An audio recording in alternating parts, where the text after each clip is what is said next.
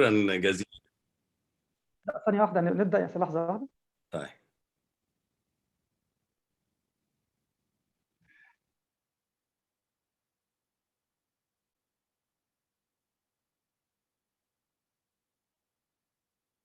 بسم الله الرحمن الرحيم.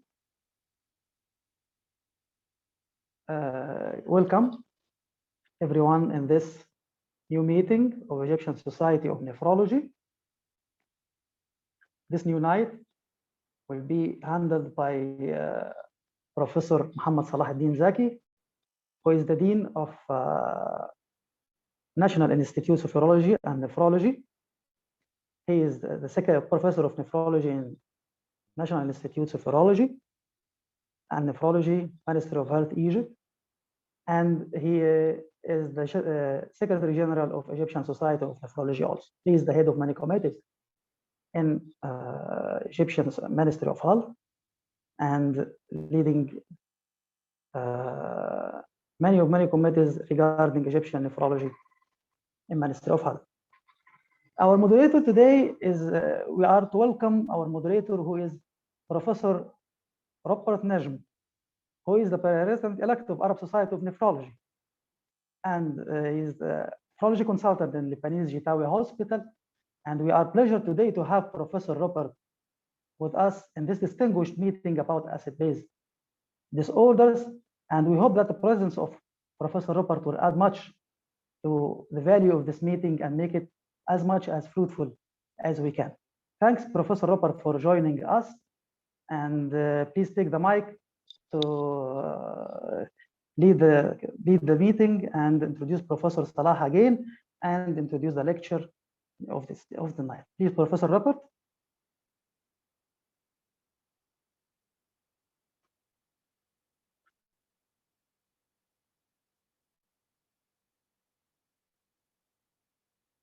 Excellent. مساء الخير جميع الأصدقاء المصاري بهالمناسبة. الحلوة لجماعتنا بنتذكر بروفيسور شعشع اللي تركنا من سنة تقريبا، ومن أهم المحاضرين اللي سمعت له بمصر، مع احترام لكل الزملاء، بس حضوره كان مميز بالجمعية المصرية والجمعية العربية معنا. وبتشرف الليلة إنه أقدم بروفيسور محمد صلاح صديقي وبحضور البروفيسور مي حسب الله رئيس الجمعية المصرية. Will talk to us about a very interesting topic, acid-base disorders, that we are learning every day in our daily practice. We learn every day disorders of acid-base, and we have to learn our students every day. So I will let you start, Sadiq Muhammad, your topic. And thank you. Thank you, my dear professor and friend, Dr. Robert, for this introduction. And thank you for my dear brother and friend, Dr. Professor Yasser, for this kind introduction. It's a pleasure and honor to be with you in this lecture, and it's a pleasure to have all these distinguished professors and colleagues with us. Professor May, very good night for you, my professor.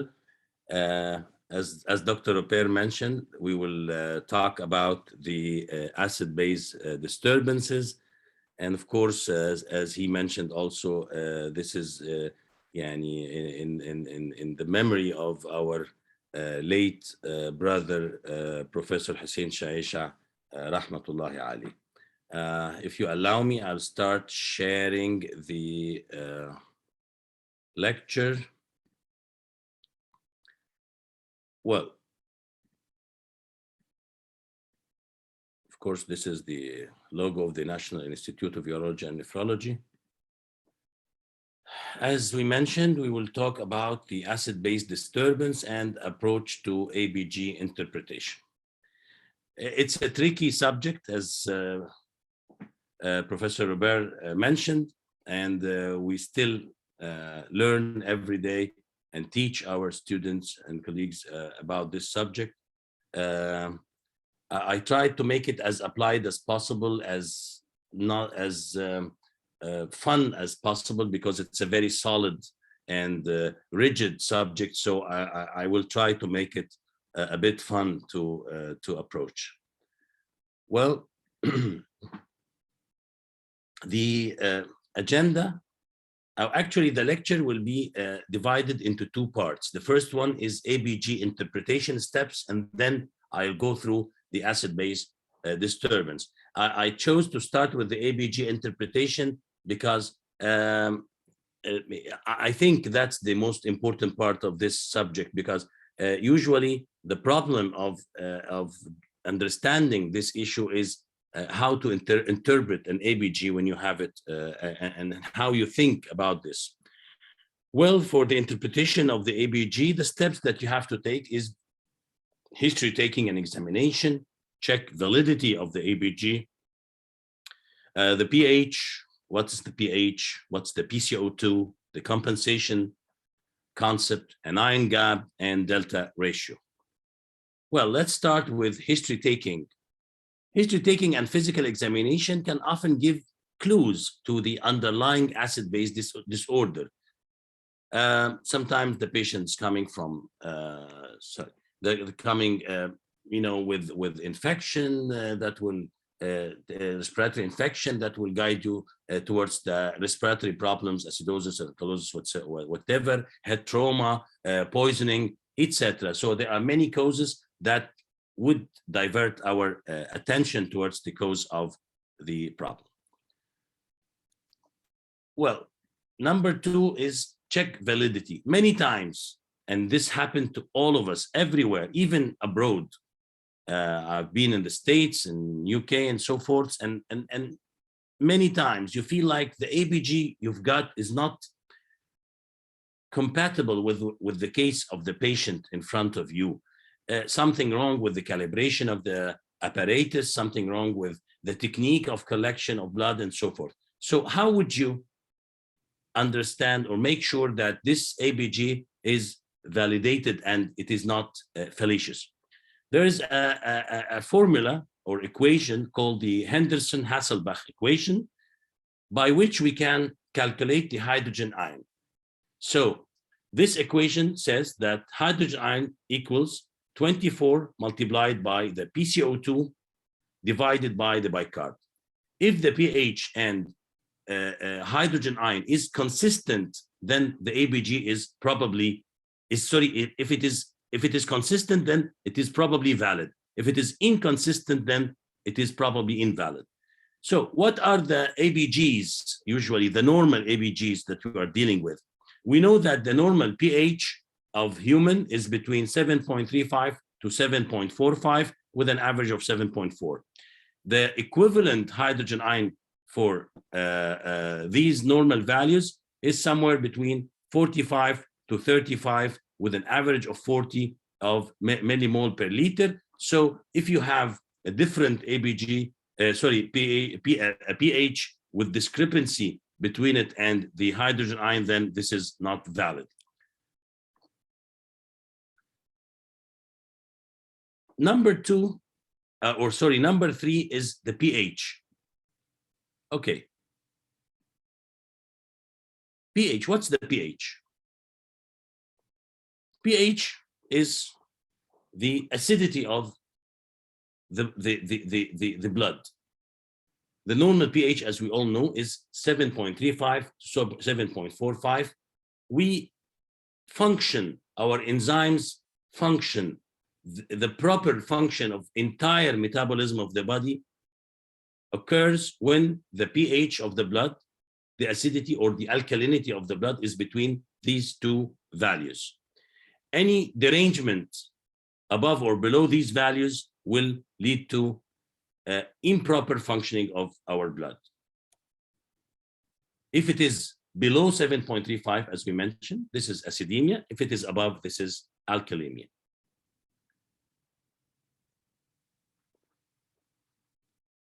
PCO2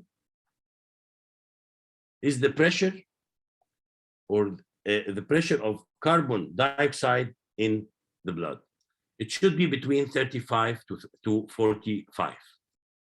In the same, if the change in the PCO2 is in the same direction of pH, then we are talking about metabolic something, whether alkalosis or acidosis. Which means that if the pH is dropping and the PCO2 is dropping, then we are talking with a metabolic issue. If they are in opposite directions, example, pH increase and PCO2 decrease, then we are talking about respiratory issue, not metabolic issue. This is the simplest form. So check pH, PCO2 in the very beginning when you look at the ABG. If they are both going up, then we are talking about metabolic, whatever, acidosis or alkalosis, or both going down the same. Or if one of them is elevated and the other one is dropping, then we are talking about a respiratory something.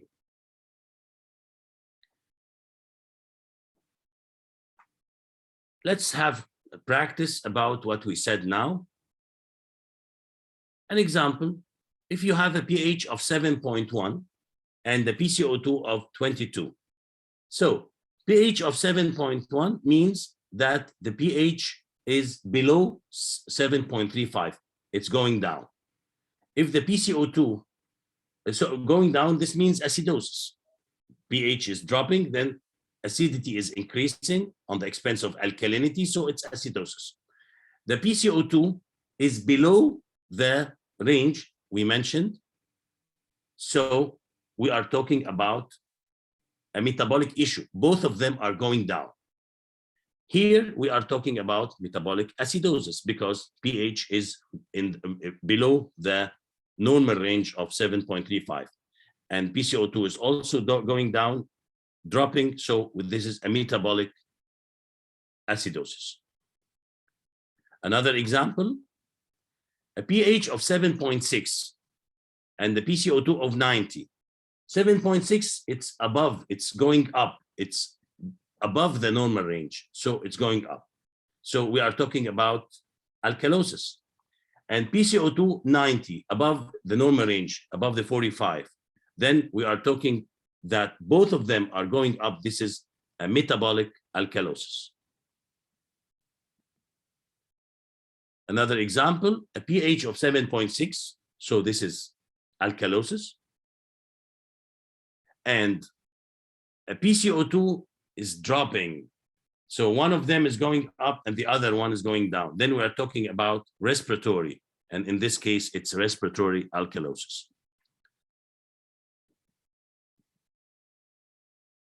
Compensation. What's compensation? When there is a metabolic disorder, this will initiate a compensatory mechanism by the respiratory system. And on the other hand, when there is a respiratory disorder, this will initiate a metabolic compensation through the kidney. Then the body tries to keep the pH within normal ranges to keep the proper functions by buffering the changes that happened by the other mechanism. If it is a respiratory, then the kidney will operate. If it is a metabolic, then the lung will operate. But there are two important things we have to keep in mind when we are talking about compensation. The two nevers. First of all, that compensation never return pH to normal. You will never find a normal pH through a compensatory mechanism. The second thing is the patient never overcompensate, which means that it will not turn a metabolic acidosis into a respiratory alkalosis or something. No way. It tries to compensate. The body tries to reach as much as possible or as near as possible to normal, but it never comes back to normal. And of course, it never overcompensates. So this is important and keep it in mind.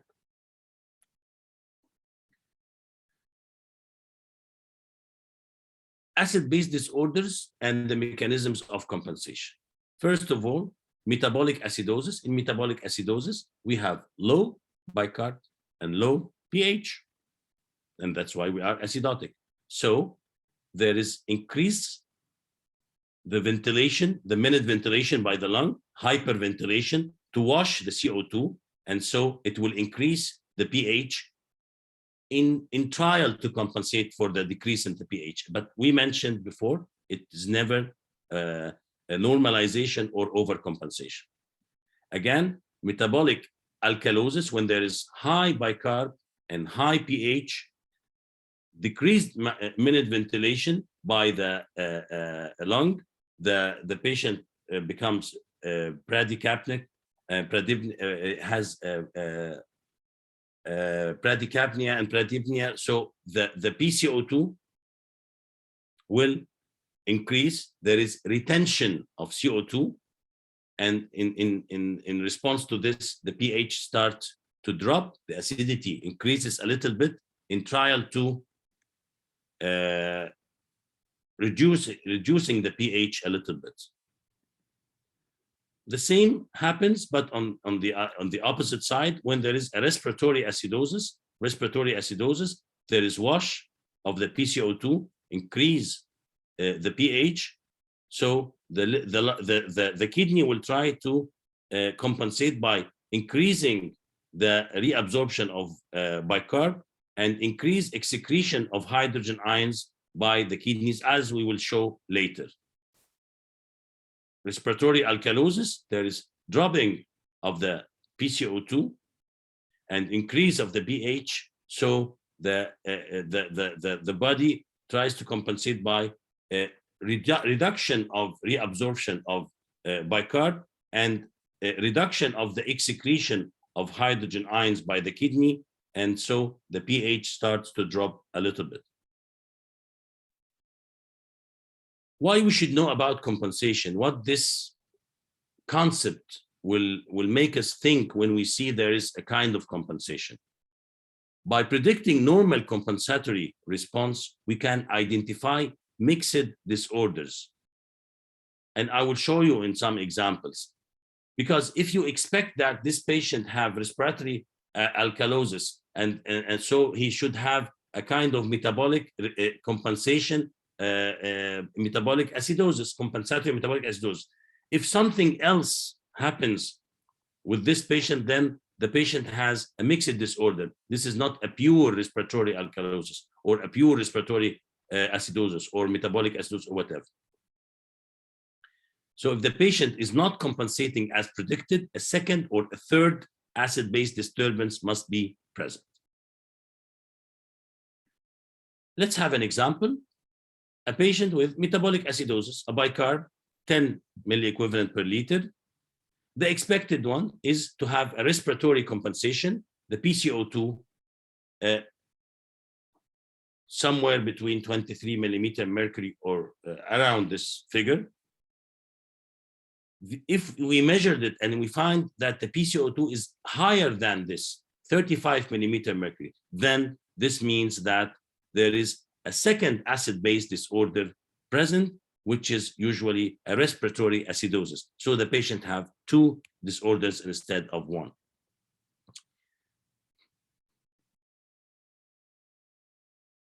There are some formula for compensation we should know to interpret a good ABG when we are to make a good interpretation to the ABG. Metabolic acidosis, there is a formula called Winter's formula. To calculate the PCO2, it is 1.5 multiplied by the bicarb plus 8, and 8 we will see after a while why 8. This is the anion gap. So metabolic acidosis, when we have a case of metabolic acidosis, we should expect that PCO2 will be 1.5 multiplied by the bicarb plus 8, according to Winter's formula. If there is derangement of this, then this is not a pure metabolic acidosis. Metabolic alkalosis, then is another formula, which is the increase in the PCO2 equals 40 plus the sum of 0.7 multiplied by the bicarb minus 24. For respiratory acidosis, if it is acute, there is a formula for this.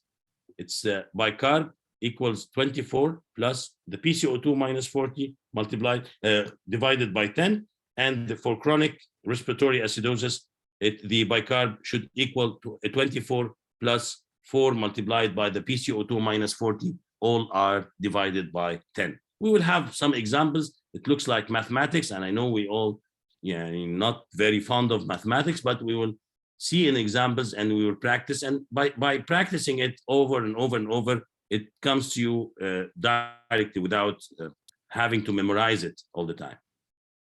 Of course, there are now apps and things you can just put the figures and you get the number, but we should know about the background of how these numbers are obtained. Respiratory alkalosis also, acute bicarb equals 24 minus 2 multiplied by 40 minus PCO2 divided by 10. And for the chronic, there is another formula as well. In metabolic acidosis, the PCO2 approximately, this is for making it a bit easier. As I said, we don't like the formula, we don't like mathematics. Usually in metabolic acidosis, PCO2 equals the 2 digits after the decimal point of the pH. Example, if the pH is 7.27, then I would expect that PCO2 would equal somewhere around 25, 27, somewhere around this figure. If I found it 40 or 35 or something, then this is not a pure metabolic acidosis. And bicarb, according to the formula, will equal around 11.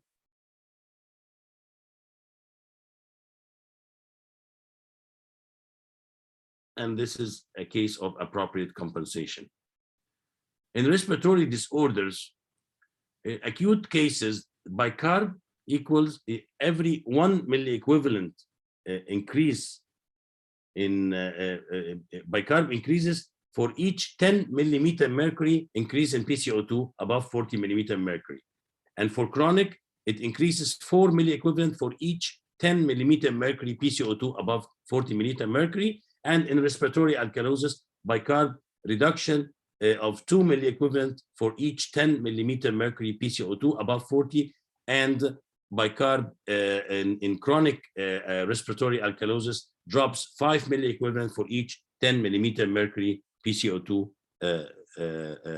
below, sorry, it's not above, below 40. Let's practice again, because this will make it a bit acceptable. If we have a patient with a pH of 7.5, PCO2 of 48, and bicarb of 34. First step, check pH. This is alkalosis, alkalemia. Step 2, check PCO2. It's 48. So both of them are going in the same direction. It's above the normal range, and pH is going up. Then this is metabolic alkalosis. Evaluation of the compensation of this individual. In this case, 40 plus 0.7 multiplied by bicarb minus 24, as we mentioned in the formula before, then it equals 47. Here the case is 48, so we are talking about an appropriate compensation. It's almost the right figure, 47, 48. So this is appropriate compensation. So this is a compensated metabolic alkalosis. Another example, a patient with a pH 7.12, a PCO2 of 32, bicarb 10. So let's do the same steps. Check pH. This is acidosis. This is below the range of pH. PCO2 is 32. So this is again below the range, 35. So 32 is below. Then this is another. Both of them are going down. Then we are talking about metabolic acidosis, as we mentioned. Bicarb 10. Let's evaluate the compensation. In this case, we multiply 1.5 by bicarb plus 8 according to Winter's formula we mentioned before. So this equals 23, which is not the case in this patient. Bicarb here is 10. So this individual has no appropriate compensation. So there are a second disorder. We should expect to have a second disorder in this individual, which makes the PCO2 higher than predicted, which is usually due to a respiratory acidosis. So this patient have a double hit. He has a metabolic acidosis and a respiratory acidosis, and that's why compensation here fails to correct the acidosis.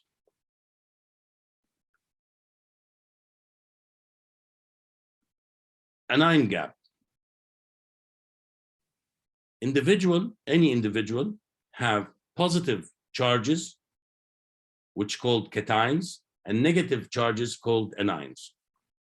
Cations, the main cations in our body are sodium and potassium. And the main anions in our body are bicarb and chloride, and some innumerable anions. Actually, those innumerable anions are the anion gap, the innumerable anions, not the bicarb, not the chloride. The sum of all of these should equal 0. It should be the same. If you subtracted the cations from the anions, you should have 0. They all should have the same value as a calculation. When you calculate the sum of sodium and potassium and the sum of chloride, bicarb, and anion gap or innumerable anions, it should be the same. How? You have the anion gap. This apart from the potassium and sodium sum and chloride and bicarb sum, the innumerable part is the anion gap, and this is the what we mentioned.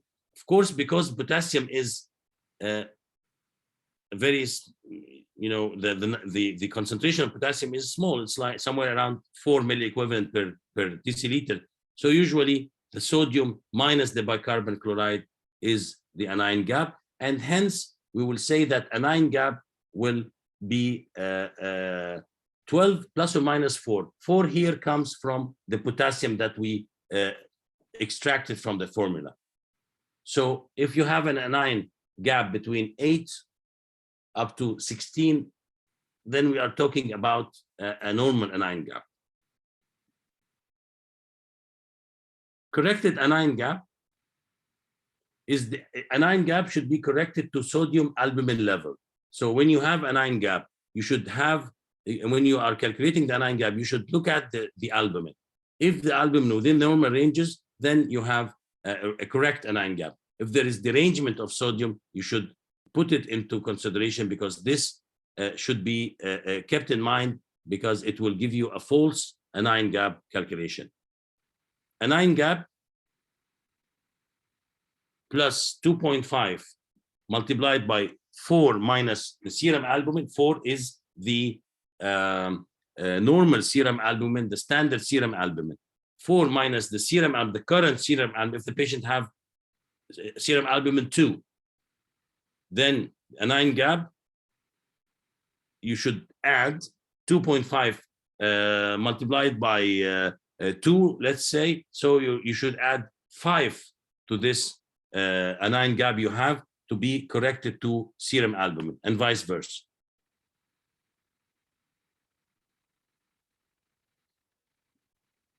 Let's have an example, because things starting to be confusing. Examples will make it a bit easier. Example 1, pH of 7.32. As we mentioned, check the pH. This is below the range. Then we are talking about acidosis or acidemia. PCO2 here is going down. Then we are talking about metabolic acidosis. Bicarb 14. Let's check for the compensation. According to Winter, 1.5. Bicarb plus 8. Then it should be around 29. Here, the patient is not having the proper compensation. Sorry, the PCO2 is 28. So when you calculate the PCO2 here, 28 with the 29, then there is a proper compensation. So this is appropriate compensation, and we have a metabolic acidosis with compensated respiratory alkalosis. Let's calculate the anion gap. Anion gap is the sodium minus the bicarb plus chloride. 140 minus 14 plus 116, then it is 10. This is a normal anion gap. So we have a normal anion gap metabolic acidosis with proper compensation.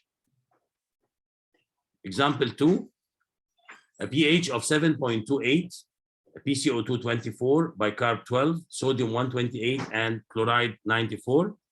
pH here is acidotic. PCO2 metabolic acidosis, because it's below the normal range. Both are going down, as we mentioned. Evaluation for compensation, according to Winter, the PCO2 should equal 26, which is almost here, this 24 is almost 26. So this is proper compensation to calculate the anion gap, sodium minus bicarb plus chloride. So the anion gap here is 22.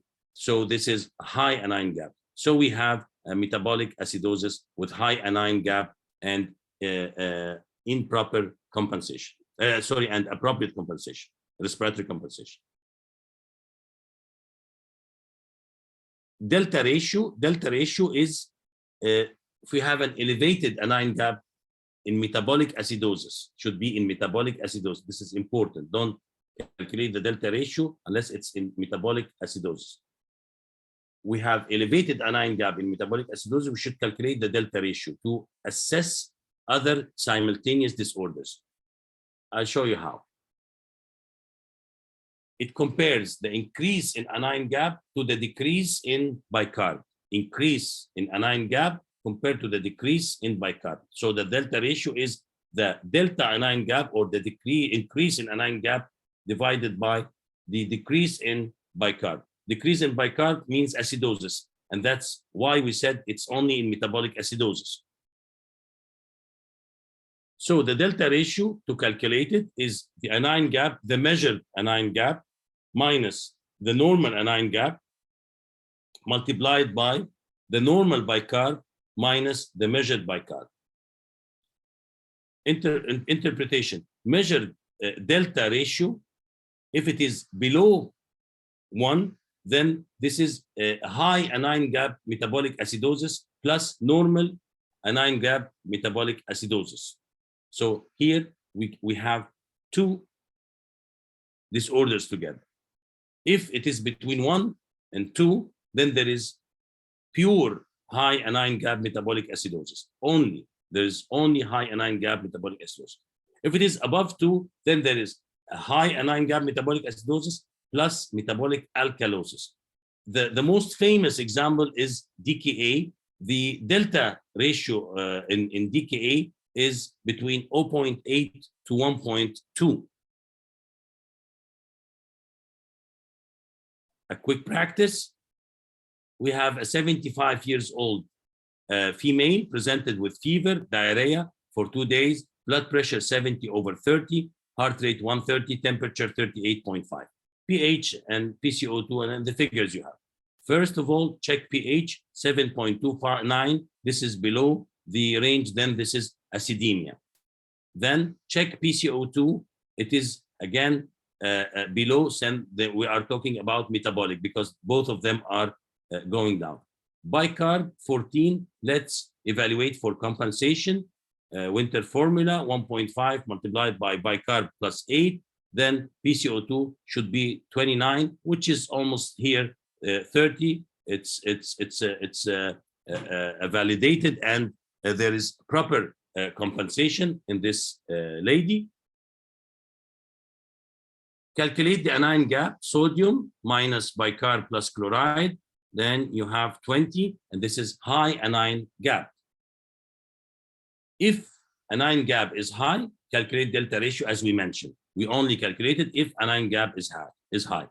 How we calculate it? Anion gap, the measured anion gap, which is 20, minus the normal anion gap, which is 12, multiplied by the normal bicarb, which is 24, minus the measured bicarb, which is 14. And so we have an 0.8 delta ratio for this lady. So it is below 1. So there is also a normal anion gap metabolic acidosis, as we mentioned.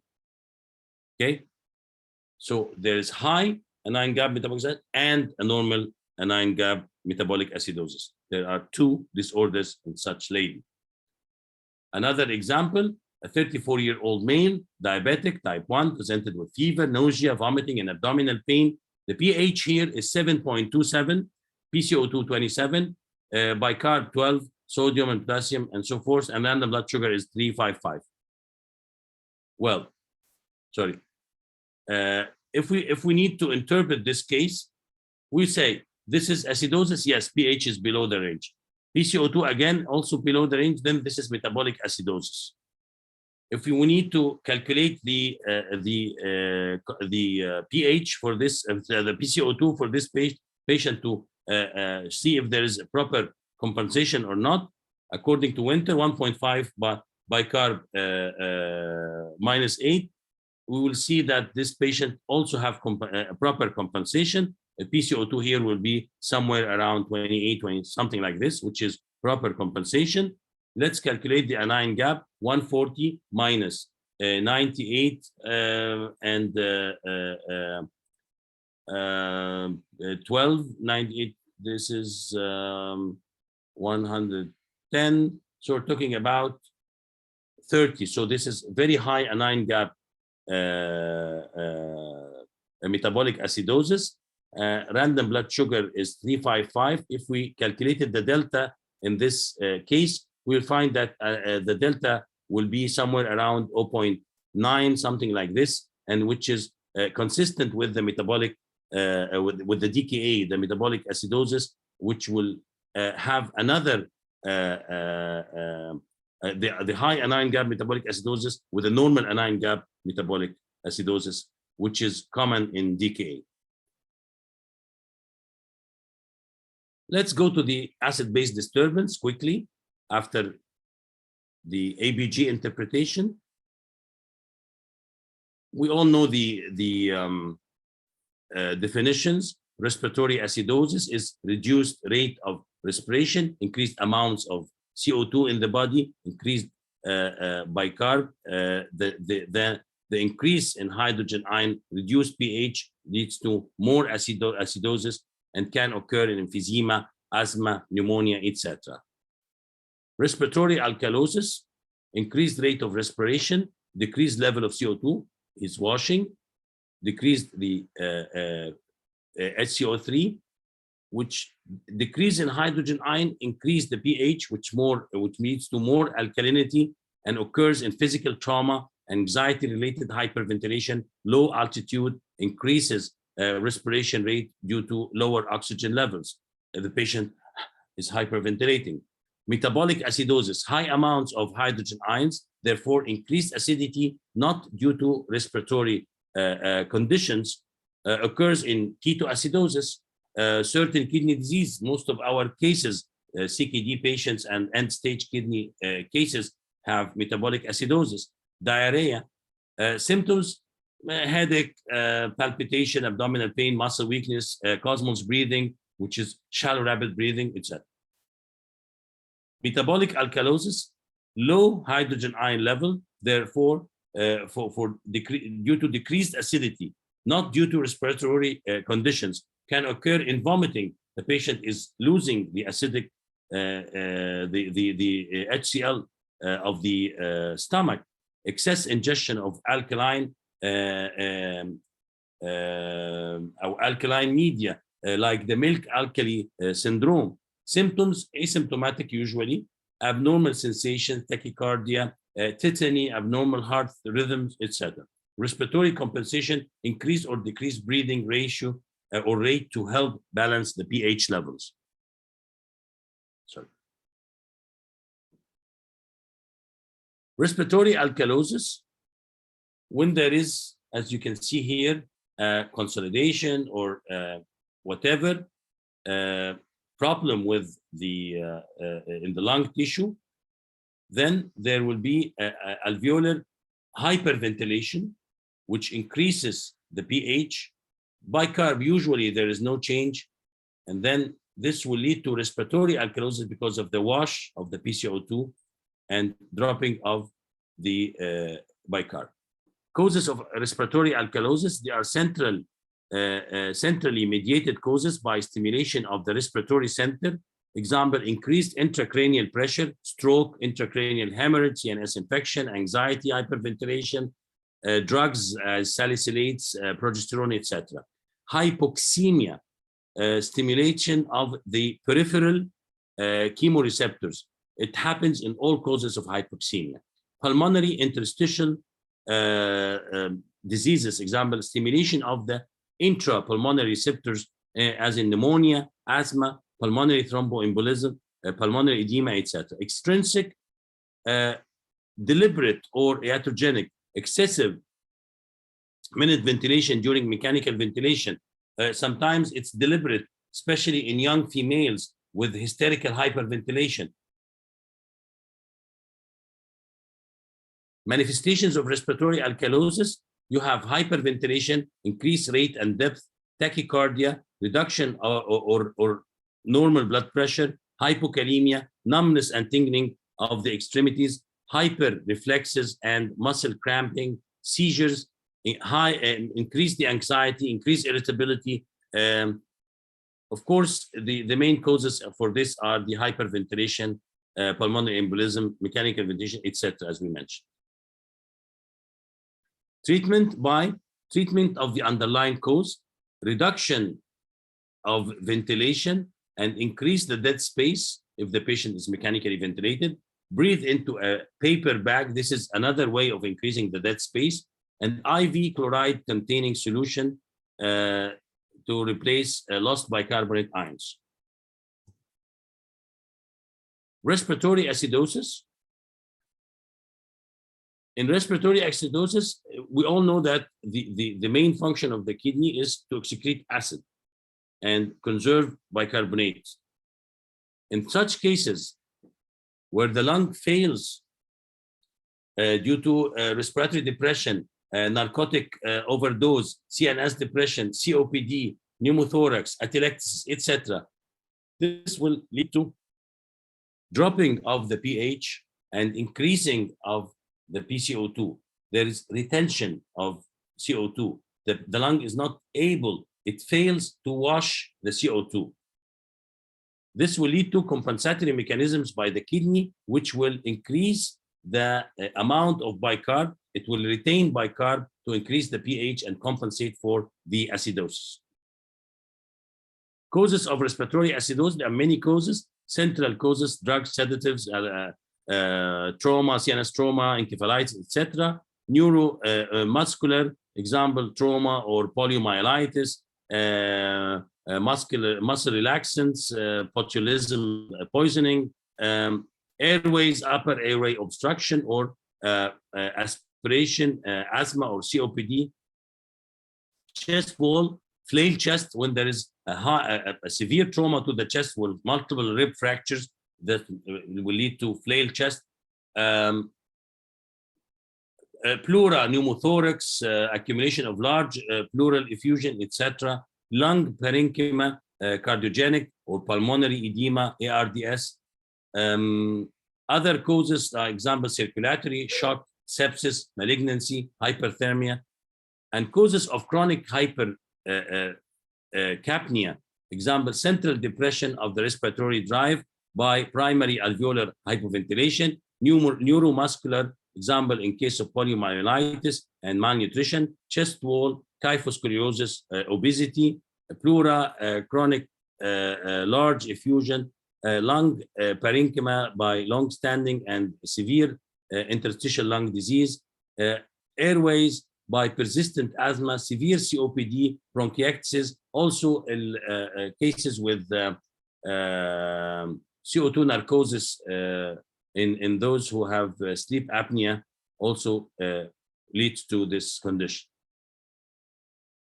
Manifestations, we have central headache, sleepiness, confusion, loss of consciousness, coma, etc. Muscular seizures, weakness, intestinal, example, diarrhea, respiratory, shortness of breath, coughing, heart, we have arrhythmia, increased heart rate, and gastric, nausea, and vomiting.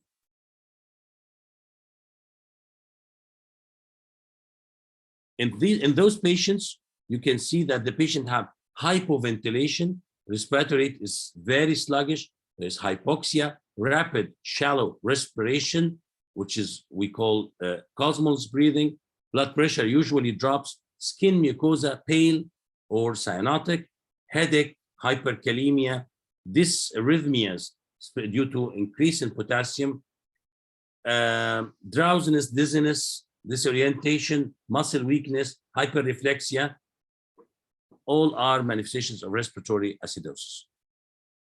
Treatment, there is an algorithm for management of chronic respiratory acidosis.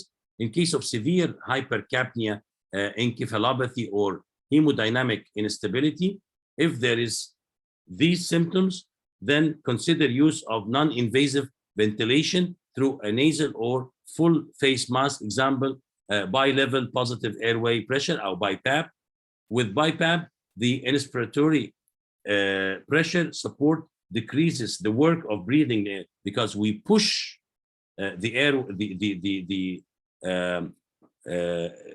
the oxygen and the air under positive pressure. We push it to the lungs, and the expiratory pressure support improves gas exchange by preventing alveolar collapse. Also consider intubation and use of a standard ventilator support if non-invasive ventilation fails or is not applicable. And correct reversible causes of pulmonary dysfunction with antibiotics, bronchodilators, and corticosteroids as needed. But if there is no severe hypercapnic or encephalopathic or hemodynamic instability, look at the PaO2. If it is above 60 millimeter mercury while breathing the normal room air, if yes, then observe and routine care, keep an eye on your patient, but don't do anything. If no, if the PaO2 is dropping below 60, administer oxygen via nasal cannulas up to 5 milliliters per minute, Venturi mask, whatever, any non-rebreathing mask or anything that is non-invasive to deliver the oxygen. If the patient goes up above 55 millimeter mercury and he is stable and bicarb and the pH is normalizing, continue the same measures and keep an eye on the patient. Acute respiratory acidosis has another approach. If there is apnea or respiratory distress or recent onset, something happened very recent, check the airway patency. If it is secured, then give oxygen-rich mixture. If there is any mental confusion or and blood gases in evaluation was not properly corrected, then a patient should be put on alert, should be transferred to ICU. pH should be measured, and PCO2 also should be measured. If the pH above 7.1 and the PCO2 below 80 millimeter mercury, administer oxygen via nasal mask, correct reversible causes, monitor patient with abnormal arterial blood gases. If there is no improvement and the PO2 still does not increase to above, still below 60 millimeter mercury, or the PaCO2 rises to above 80, then this patient should proceed to the invasive ventilation by mechanical support to correct the plus, of course, reversible correction of reversible factors, etc. But for this, in this case, this patient will need most probably mechanical support. If the airway is not secured, of course, you remove whatever closing the airway so as to make sure that the airway is open, maybe dentures, foreign bodies, abide by making a Heimlich's maneuver, and consider tracheal intubation or tracheostomy if all these measures failed and the patient is suffocating. Metabolic alkalosis, the causes here of increased extracellular bicarbonate by net gain of bicarbonate from an endogenous source, example, metabolism of ketone ions, or net gain from exogenous source by sodium bicarbonate infusion, ingestion of bicarbonate in renal failure, metabolism by liver or organic anions to bicarbonate, citrate in massive blood transfusion, وفي حالات اللي بتعمل the cases with centrifugation plasma, total plasma exchange by using the centrifuge, where citrate is used massively. In these cases, you should expect that the patient will have metabolic alkalosis, lactate, acetate, etc. All these may lead to metabolic alkalosis. Fluid and ion shifts producing a relative increase in extracellular bicarb by volume contraction in the presence of a relatively preserved extracellular bicarbonate content will shift the volume from the intercellular to the extracellular with subsequent alkalosis. Or decreased extracellular hydrogen ions, renal losses of hydrogen ions, example by diuretic use, post-hypercapnic, primary mineralocorticoid excess states, or gastrointestinal loss of hydrogen ion by vomiting or continuous nasogastric tube aspiration. The manifestations of metabolic alkalosis: confusion, dysrhythmias, compensatory hypoventilation, causes dizziness, irritability, nausea and vomiting, anxiety, seizures, tremors, muscle cramps, etc. Causes, as we mentioned, increase the bicarb or decrease the hydrogen ions. Treatment is by correction of the underlying stimulus for bicarb generation, correction of cause of primary hyperaldosteronism, reduction of gastric secretion by H2 blockers or proton pump inhibitors, reduction of renal losses of bicarb hydrogen ions by discontinuation of diuretics, or remove factors that sustain bicarb reabsorption. Extracellular fluid contraction, you have to administer sodium chloride to replenish the circulation. Potassium deficiency by giving potassium chloride administration. Acetazolamide, but it can cause potassium loss, so keep an eye when you use acetazolamide on potassium.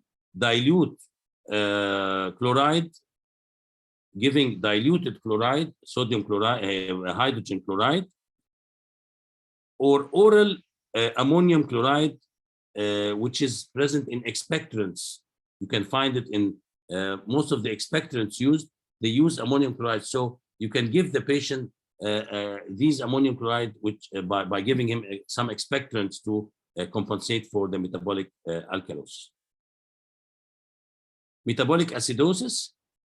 Metabolic acidosis, the causes have adding acid, giving acid to the body. Anion gap in this case will be high. So any added acid will lead to high anion gap.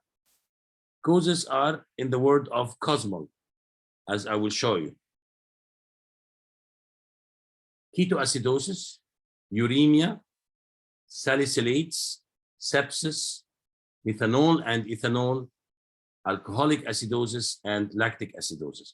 So Proximal are the causes of acidosis due to excessive acid intake or production. Ketoacidosis, uremia, salicylate, sepsis, methanol and ethanol, alcoholic acidosis, and lactic acidosis. Or loss of bicarb. In such case, we will have the normal anion gap acidosis.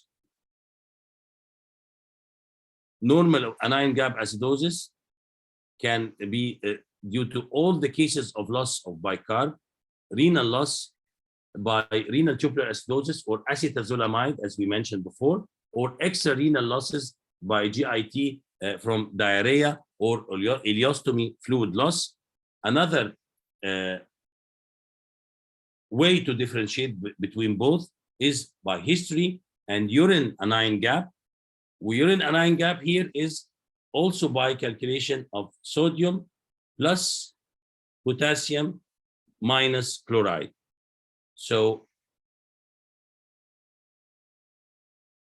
treatment of metabolic acidosis, if the check serum bicarb, if it is below 22 milli equivalent per liter, verify with repeated measurements and confirm with arterial or venous blood gas, especially if suspicious of respiratory disorder.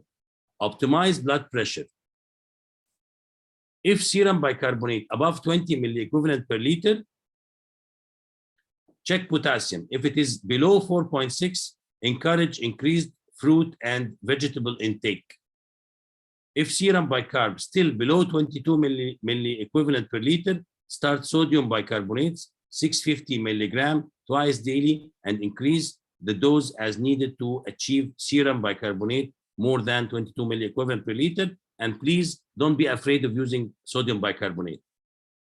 Acidosis by far is much, much more harmful than alkalosis. So even if you give more than desired, no problem. It's not that fatal as acidosis.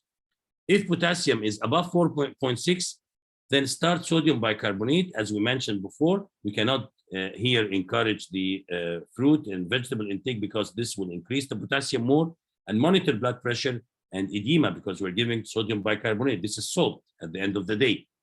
And we can use diuretics if the edema starts to develop more than needed. Repeat serum bicarbonate after 1 month. If still below 22 milli equivalent per liter, increase sodium bicarbonate dose. If the serum bicarbonate from the beginning below 20 milli equivalent per liter, then check potassium. If potassium below 4.6, encourage fruits and vegetables. If it is above, then starts bicarbonate 650 milligram 3 times daily or twice daily if signs of fluid overload developed, and also monitor blood pressure and edema, and repeat serum bicarbonate after 1 month. If it's still below 22 milli equivalent per liter, increase sodium bicarbonate doses. Last thing is the renal tubular acidosis, RTA. They are group of disorders which share certain features, which are, they have normal anion gap metabolic acidosis. So do not think of RTA in case of high anion gap metabolic acidosis. Number 2, the defect in kidney, there is a defect in kidney ability to maintain acid-base balance, whether by increasing the loss of hydrogen ions or decreasing the ability to get rid of the bicarbonate. Number 3, usually normal renal function. You don't have to necessarily to have a disturbed kidney function to think about an RTA. This is the famous tubular system of the kidney and the loop of Henle. Here is the proximal convoluted tubule, where it is where most of the sodium and the bicarbonate which are secreted in urine are reabsorbed. And then this is the distal part of the distal convoluted tubule, where potassium is reabsorbed and hydrogen ions are actively secreted in urine. And this is the collecting tubule, where the rest of the sodium in urine is reabsorbed. The more potassium is excreted in urine and more hydrogen ions are excreted. What happens in case of renal tubular acidosis type 1? There is blockage of this mechanism at the distal convoluted tubule. That's why we call it the distal RTA. So when this happens, no more hydrogen ions are excreted, so there is acidosis, and potassium is not reabsorbed, so there is hypokalemia. In type 2 proximal renal tubular acidosis, which happens on the proximal convoluted tubules, there is loss of the reabsorption of sodium, and so we have hyponatremia, and bicarb reabsorption also does not happen, and so we have acidosis. Finally, type 4 renal tubular acidosis, there is more sodium lost in urine, so there's hyponatremia.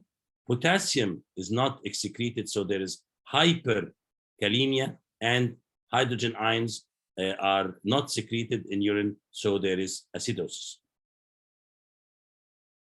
Types of the causes of distal RTA: type 1, chronic interstitial nephritis, autoimmune rheumatoid arthritis, lupus, Sjogren's syndrome, etc. Nephrocalcinosis, it can be a cause or as a result. Drugs like analgesics, lithium, amphotericin B.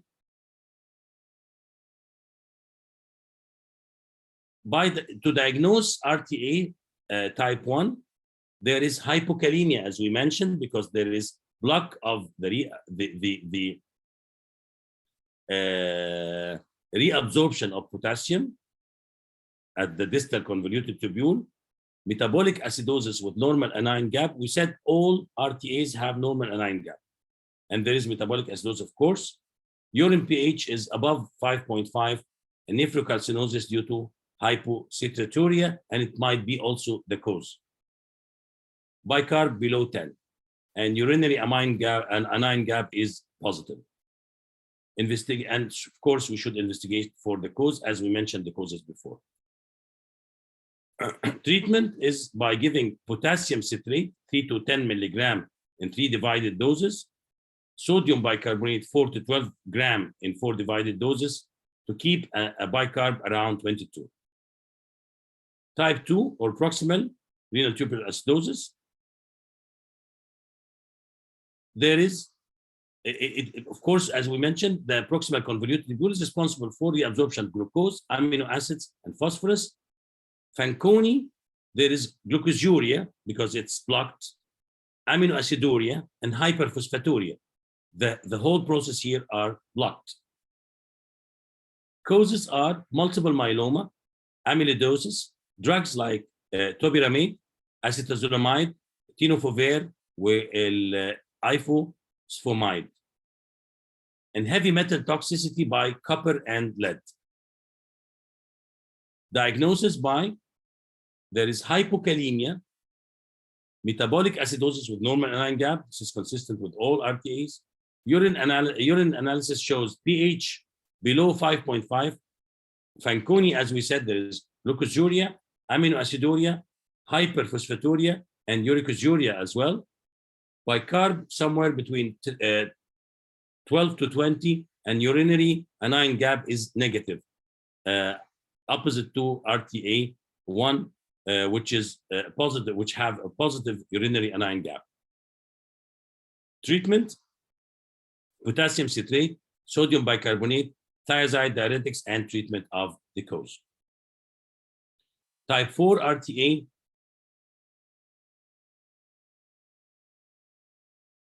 hyperkalemia and acidosis. Diagnosis by hyperkalemia, metabolic acidosis with normal anion gap, and urine pH is variable in such cases. Treatment by hyperkalemia, dietary potassium restriction, diuretics, except potassium sparing. We may use some cation exchange resin in some cases, especially if there is CKD. Addison's, fludrocortisone should be used with caution because it may exacerbate underlying hypertension, heart failure, or edema. In cases in Addison's crisis, you may use the fludrocortisone, but at the end of the day, take care that you might exacerbate the condition, the heart condition, and hypertension especially. And alkalinization is often unnecessary in such case. The acidosis here is not that severe. Thank you so much, and sorry for being lengthy a little bit, but it's a rather a big issue, a big subject. I hope that we covered a good part of it. Thank you.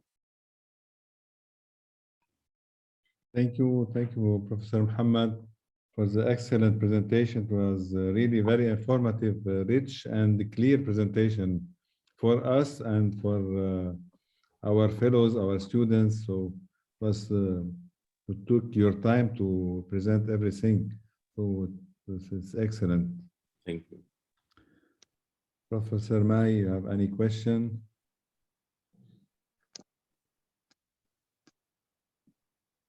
Unmute yourself. Unmute yourself. Yes, thank you.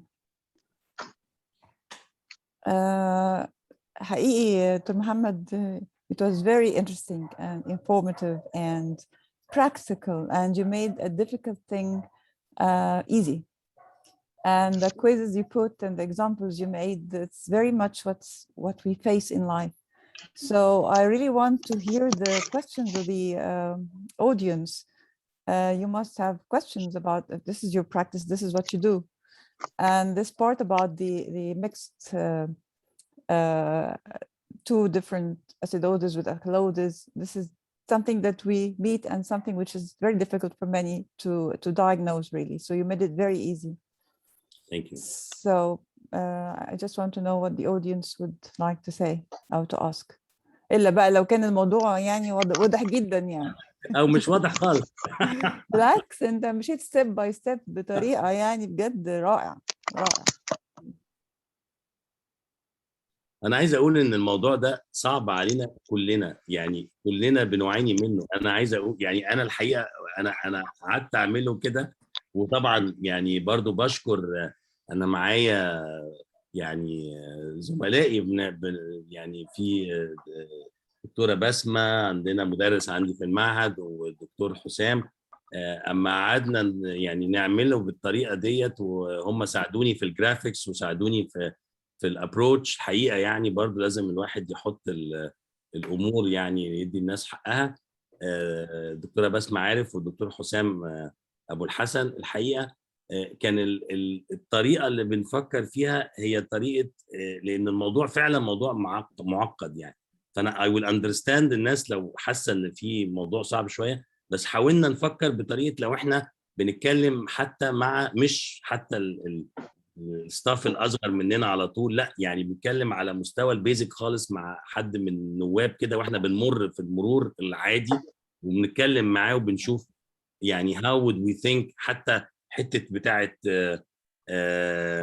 ازاي الاثنين البي اتش والبي سي او 2 both are high، يبقى احنا ميتابوليك، يعني حاجات حتى كده التريكس البراكتيكال خالص اللي بنفكر بيها واحنا بنمر.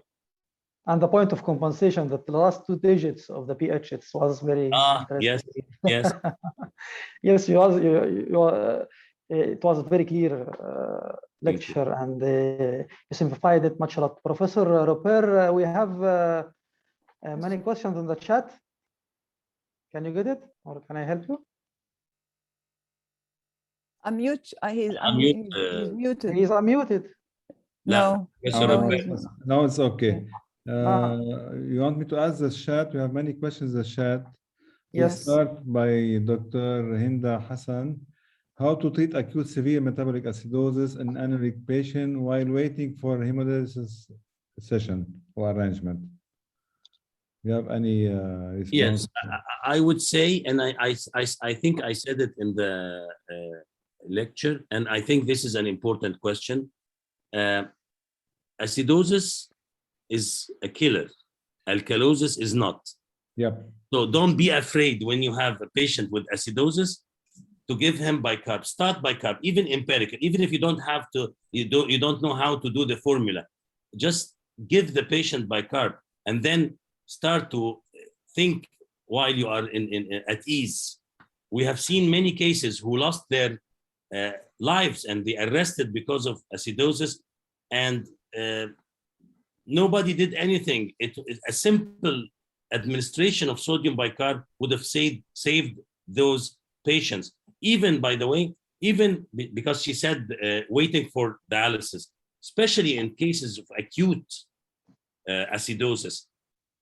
Sometimes dialysis is not enough to correct acidosis, or it's not fast enough to give full correction. So start bicarb, even if you are if you have the time and you put the patient on dialysis, start bicarb immediately. Start by giving, of course, there are formula for correction, half correction, full correction, etc. But at least give bicarb.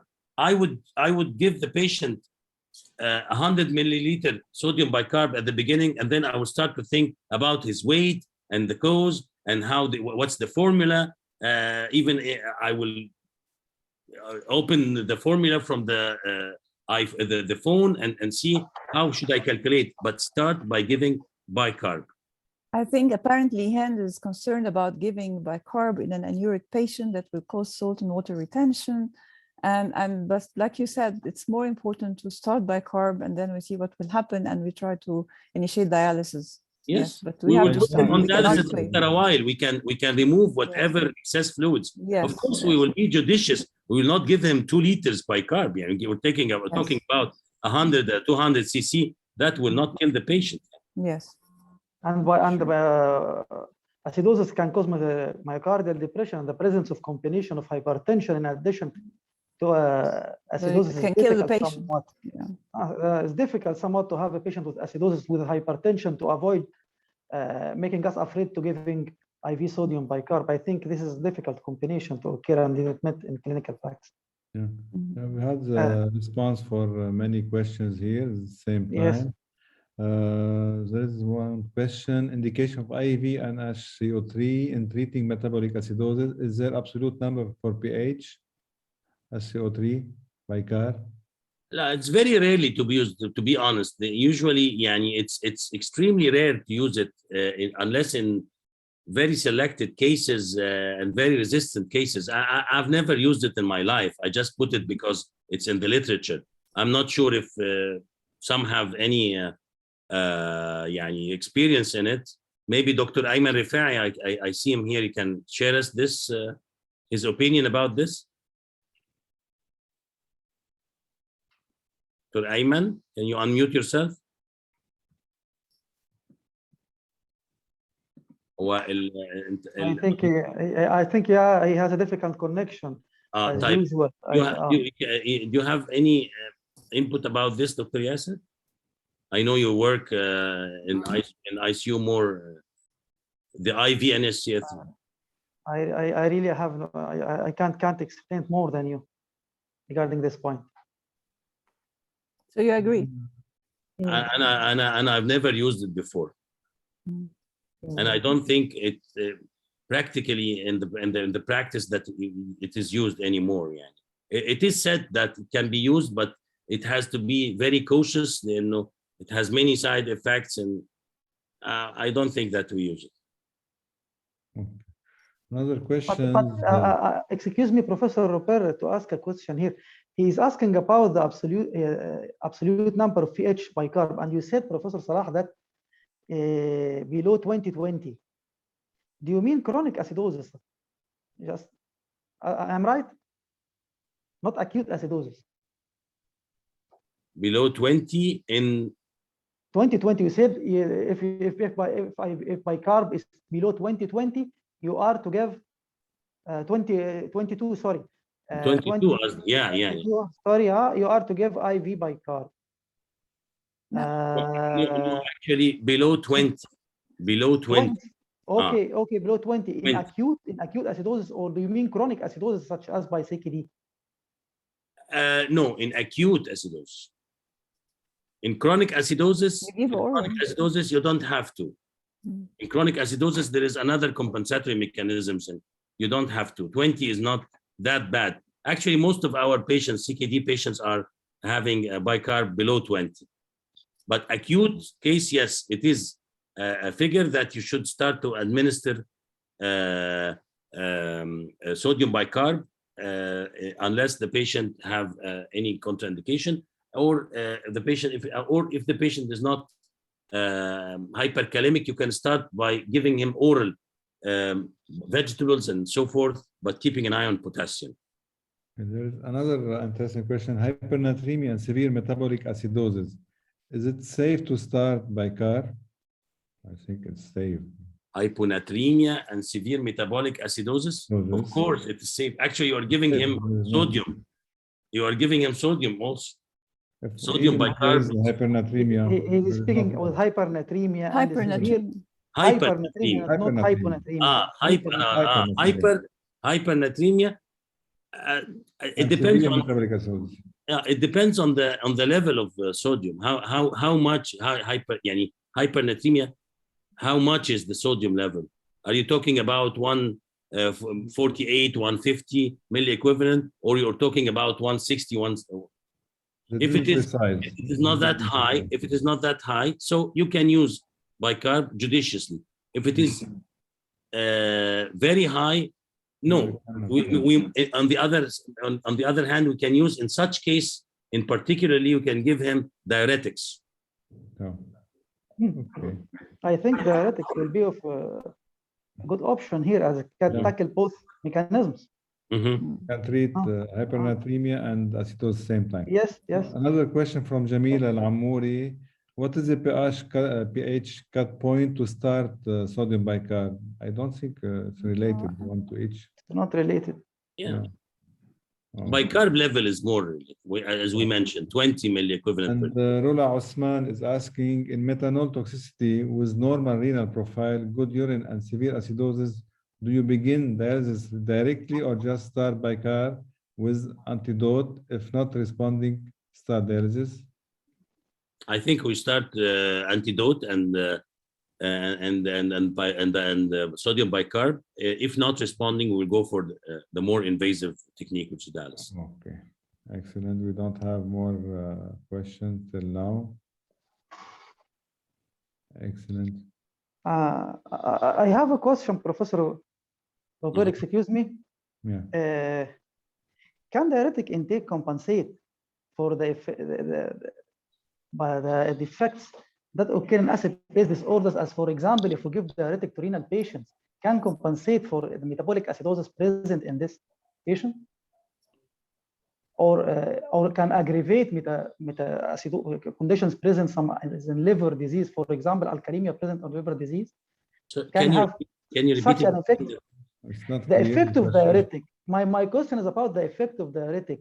Can you consider it a major effect in adjusting this acid-base disorders, or can be a minor effect, a negligible effect, as such for giving diuretics in patients with usually and disorders such as patient with renal disease with acidosis or patient with liver disease with alkalemia? Diuretics, are you considering them as a major player in this scenario, or can a negligible effect? For me, it's a major player. Yes. Did you see, Professor? Every day and easily. It's a and good it can correct. It can correct or adjust the acid-base disorders in those patients, just simply by the use of diuretics. Can help. This is my question, really. Is that just to help, or to adjust totally, or we are to avoid, or just totally no. On diuretics? Totally. No. It will adjust only. It will help to adjust with other treatments. Another question: could paracetamol toxicity causing metabolic acidosis? Paracetamol toxicity causing metabolic acidosis? I think on the contrary. It can be or no? I think on the contrary, it causes alkalosis. Salicylates cause acidosis. Okay. No. I think paracetamol causes alkalosis, but I have to revise it. But I think it causes alkalosis. It's Walid Al-Kirani. Okay. There is no more question till now. Okay, Professor May, you have any question? We have Professor Tariq Tantawi with us. Yes. He wants to comment. مرحبا يا طارق. Assalamu alaikum. I'm very happy to join you in this great meeting. and actually Professor Salah endorse his knowledge in a practical way, and I think it's very important for us to aware really about really nice. this. Yeah. Yes. I haven't nothing to add, and I welcome you, Professor Robert Najm, Professor Thank Maya you. Hasaballah, Professor Thank you, Yasser Mani. Right. Many thank you. Many thanks. So we have another questions. So Rola said paracetamol causes lactic acidosis. Probably, Rola, I'm not sure, and I don't have the. Maybe it causes lactic acidosis. If you know that, then you're right. so Khalid Abu Zaid is asking a pyroglutamic acidosis. It's يعني برضو what about it يعني ما بعرف شو قصده. بعدين AKI cause normal or high anion gap. It's Islam Abu Naima. usually normal anion gap. Normal. Okay. So excellent. So I think we have to stop here. I close the session, and we are waiting for more interesting webinars and Zoom meetings with Egyptian Society. We have very interesting people and speakers, so we'll learn a lot from you, like tonight from our friend Mohamed Salah. Thank you, dearest. We are very happy and proud to have you with us, and it was a real, very nice surprise when Yasser told me that you would be the moderator. Even it was a short time, but I was very happy also to participate. It's my pleasure. It's a real pleasure, and we hope to see you soon, inshallah, very soon. I'll send you something later on. I'll send you an invitation for something later on, inshallah. عندي اخبار حلوه كمان لجميع الاخوه في هلا we'll do the next Arab meeting, Arab Society in Kuwait. Great. Just approved tonight from the Ministry of Public Health in Kuwait. We'll do it in March inshallah. قبل شهر رمضان الكريم. The Arab Society will be there. Congratulations. كويت في restrictions شويه في السفر وكده متهيألي مش عارف. I don't think we'll see with تركي العتيبي يعني اخذ permission من وزارة الصحة. It must be good. Hopefully. The first time we go there, I think. Inshallah. Thank you all. Thank you, Professor Robert, for being with us today.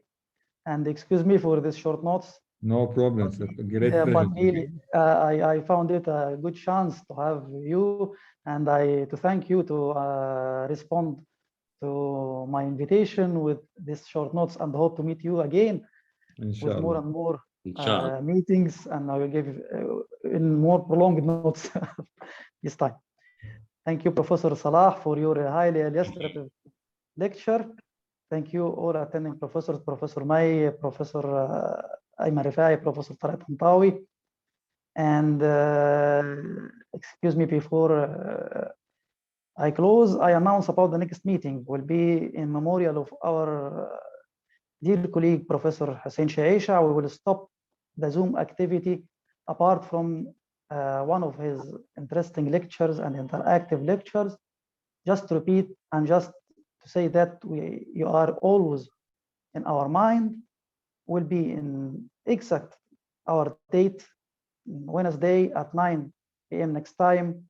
We hope to meet the soul of our dear colleague, Professor Hussein Shaisha, in one of his interest meetings. And excuse me to close this session. Thank you all. تصبحوا على خير. Thank you. Thank you. Good night. Good night.